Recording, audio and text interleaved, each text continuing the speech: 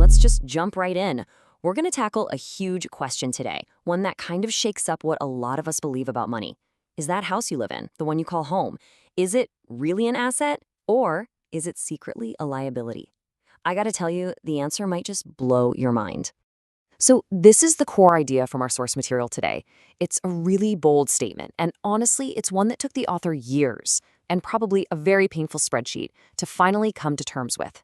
It totally flies in the face of everything we're taught, but with the way the economy is today, understanding the math behind this is more important than ever. You know the story.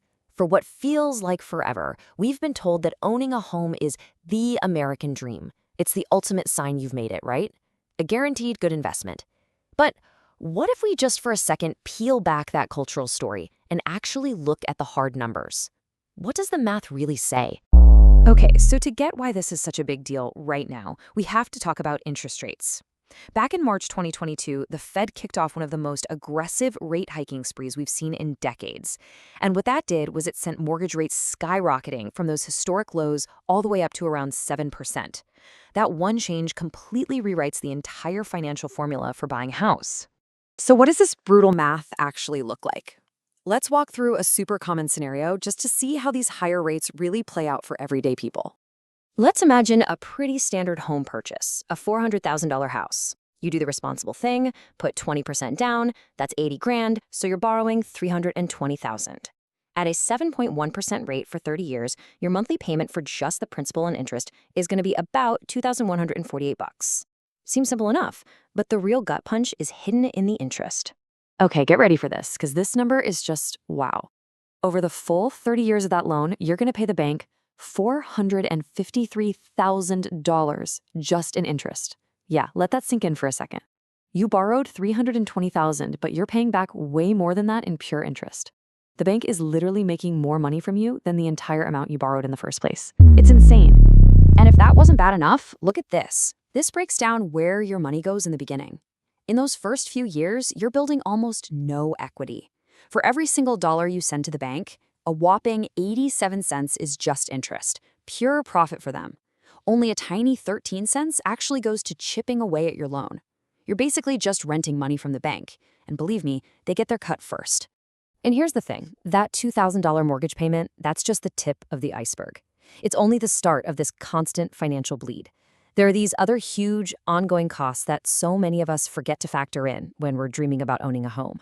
So first up, you've got property taxes. On average, that's about 1.1% of your home's value every single year. Then, of course, homeowners insurance. And then there's the big one, the one that always catches people off guard, maintenance and upkeep.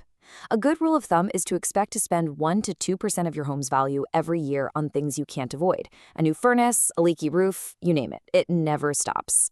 So when you add all that up, the mortgage, taxes, insurance, maintenance, that $400,000 house is really costing you somewhere between $3,200 and $3,800 a month.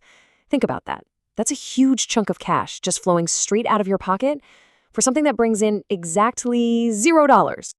And that leads us to this massive concept that most people just ignore, opportunity cost. That $80,000 you used for a down payment, it's now stuck. It's locked up in your house, which is not a liquid asset. What if instead you had invested that same 80 grand in the market? Well, based on historical averages, it could have grown to somewhere between $300,000 and $500,000 in 20 years. That's the magic of compounding returns that you're missing out on.